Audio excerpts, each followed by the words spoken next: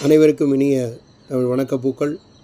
மேனாள் குடியரசுத் தலைவர், அணு விஞ்ஞானி, பேராசிரியர், கலங்கரை விளக்கமாக வழிகாட்டியவர், வாழ்வின் உயர்ந்த குறிக்கோளை மூச்சாக சுவாசித்தவர், இந்தியா எங்கள் தேசமல்ல சுவாசம், அப்துல் கலாம் மாணவர்களுக்கான உறுதிமொழி இதோ.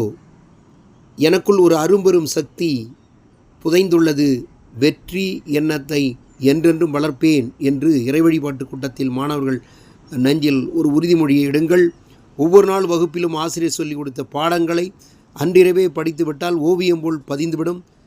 மூன்றாவதாக, அறிவு பட்டமாக திகழும் ஆசிரியர்கள் ஒரு என்சைக்ளோபீடியா, அவரை மதித்து நடந்தால் நம் வாழ்வை பலம் பெறும் என்கிறார்.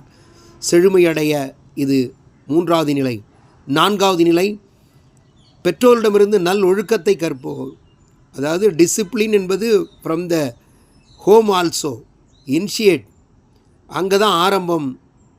தாயிடமிருந்து அன்பும் தந்தையிடமிருந்து நல்ல அறிவும் பெற வேண்டும். ஆசிரியரிடமிருந்து அறிவாற்றலை லட்சியத்தை அடைவேன் என்பதும்.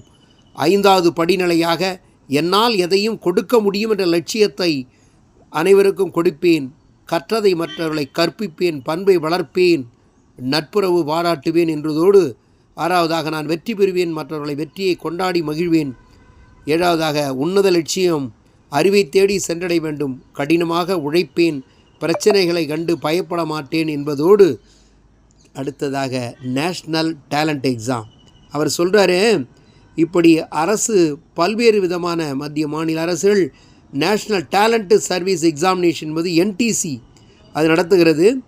என்சிஆர்டி நேஷ்னல் கவுன்சில் எஜுகேஷன் அந்த ரிசர்ச் ட்ரைனிங் கண்டக்டட் 2 ஸ்டேஜாக நடத்துகிறாங்க. ஃபஸ்ட்டு ஸ்டேஜ் அவர் ஸ்டேட்டு, அடுத்தது நேஷ்னல் லெவலில் 100 கொஸ்டின் இருக்கும். All the best student. கலாம்க்கு நாம் நன்றி செய்வது அவர் வழி நடப்பது தான் அவருக்கு செய்த சலாம்.